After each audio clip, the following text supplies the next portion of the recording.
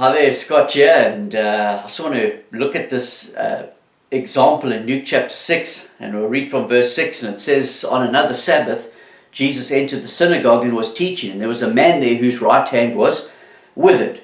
The experts in the law and the Pharisees watched Jesus closely to see if he would heal on the Sabbath, so that they could find reason to accuse him.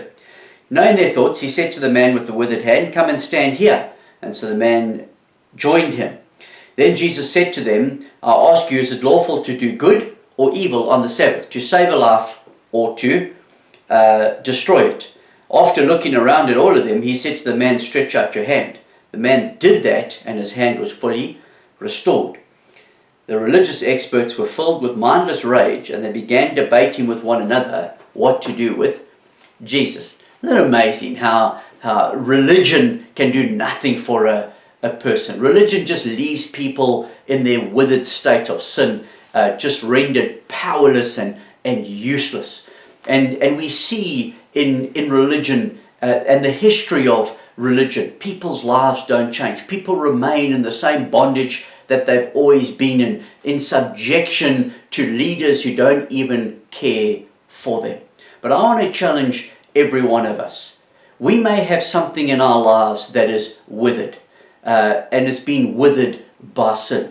An area of our life that has just maybe been rendered useless, and we're not effective in the way that we ought to be. We're effective to a degree. We've still got our left hand, but the right hand is withered, if you understand what I'm saying. We're not fulfilling the call of God to our fullest potential. We've been held back. We're kept back by virtue of sin in that sense, or something, a habitual thing in our lives that is just causing us to be ineffective. We can remain in that state. We can continue to, serve the Lord with this attitude of just conforming to rules and regulations. We can attend our institutions and dress the part and look the part and play the part. But in your life, if there's an area that is lacking power. And I want to encourage us, each one of us, we've got to be made free. We want God to make us whole. And Jesus has come for that very purpose. He has come to set the captive free. He has come to deliver us and to make us whole. Religion cannot do that for you. You and I cannot afford to, especially in these last days, continue to just attend church, going through the motions, but not being effective for God. We're His hands and we're His feet in that sense. So can I encourage you this day? Stretch out that hand. That area of your life that has been rendered ineffective.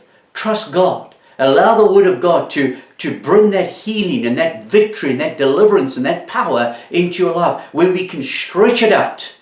We're no longer bound by religion. We're no longer subjected to an institution that has no power or authority to do that, but Jesus alone has that authority. And Christ has come that we may be made whole. Can I encourage you this day? Don't continue to live in the house of God with a withered hand.